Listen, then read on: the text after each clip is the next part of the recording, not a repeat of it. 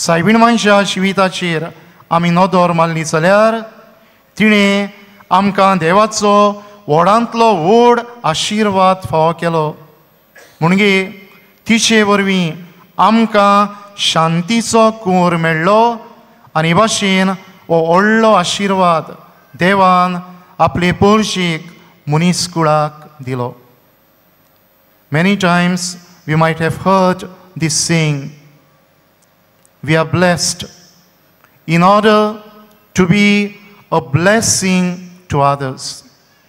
आनी हाचीच आयच्या पयल्या वाचपांत आमकां खबर मेळटा.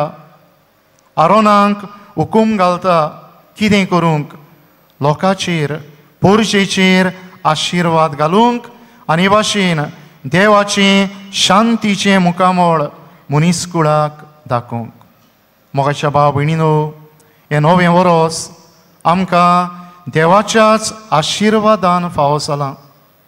आनी वरोस आमकां फावो जालां जाल्यार we are all invited to be a blessing to others during this new year which we begin today. आनी आमी कशें करूं येता?